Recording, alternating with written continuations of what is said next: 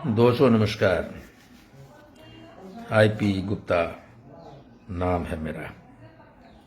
कल मैं मधेपुरा के कोदरा घाट से श्री चंद्रशेखर शर्मा जी की अध्यक्षता में हुए हाकोरा थम्पान की मीटिंग करके रात में 11:30 बजे लौटा मैं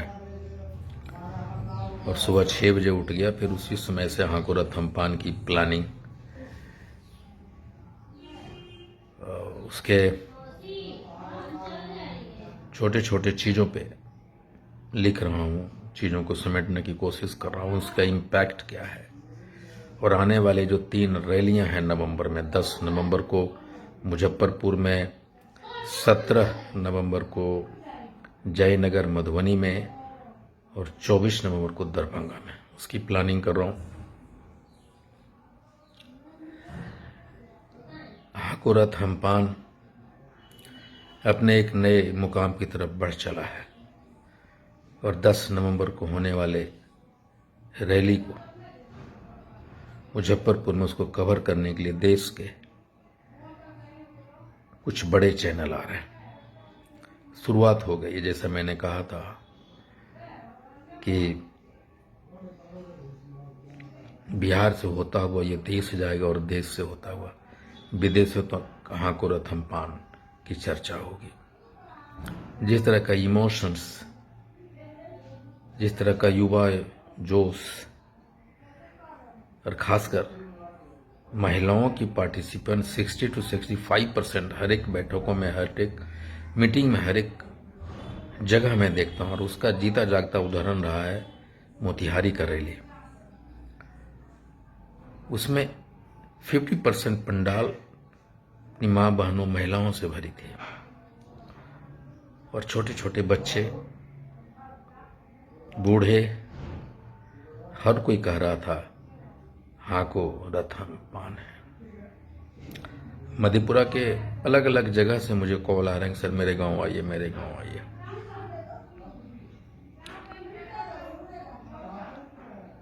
हर जगह जाना मेरे लिए संभव नहीं हो पा रहा है, लेकिन मैं जरूर कोशिश करूंगा कि खासकर उन जगह जाएं जहां की हमारे 5 समाज के लोग उस गांव में अल्पसंख्यक हैं। 4 घर हैं, 5 घर हैं, 10 घर हैं, 15 घर हैं। वहां वो अल्पसंख्यक हैं, कमजोर हैं, गांव वाले के दबाव में रहते हैं। वहां मैं हाकोरा थम्पान का रथ ले जाना चाहते हैं, आंदोलन। और उस गांव वाले को ये बताना चाहते हैं कि 4-5 घर वाले अकेले नहीं हैं, पूरा बिहार का हाकोरा थम्पान उनके साथ है। कुछ लोग ऐसे भी हैं जो धमकी भी देते हैं कि मैं अपने जिले में हाकोरा थम्पान के आंदोलन रथ को घुसने नहीं देंगे। कोई कहते हैं कि आईपी गुप्ता को लाठी से मारेंगे, कोई कहते हैं कि बहुत इस तरह की बातें कर रहे हैं। लेकिन जो लाठियों से आईपी गुप्ता को मारना चाहता है, जो अपने जिले में हाकोरा थम्पान को आने नहीं देना चाहता है, मैं उनसे कहता हूं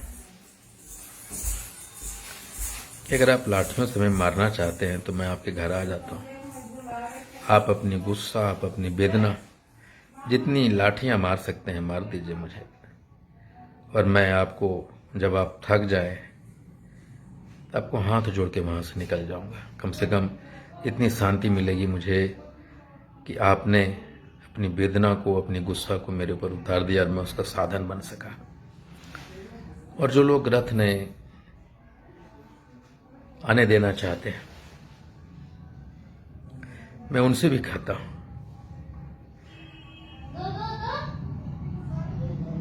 रथ के नीचे, चक्कों के नीचे, रथ के बस के नीचे अगर आप मुझे सुला देना चाहते हैं और उसके बाद अपने शहर में घुसाना चाहते हैं, रथ को ले जाना चाहते हैं, तो वो भी कीजिए।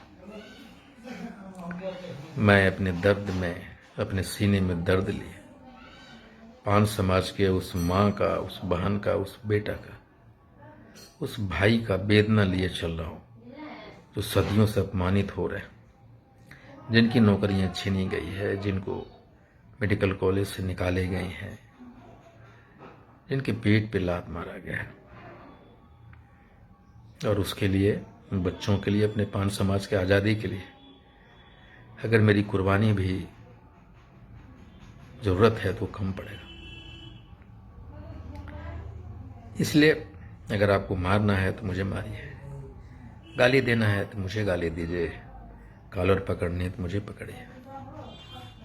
मुझे कोई शिकायत नहीं होगी। मुझे खुशी होगी कि आपकी गुस्सा, आपका वेदना, आपकी शिकायतें कम से कम दूर हो जाए लाठियों के मार से, और मुझे गालियां देखें। लेकिन हाँ को औरत हम पान अपने समाज का नस्ल बदलने आया है और वो होकर रहेगा। Thank you.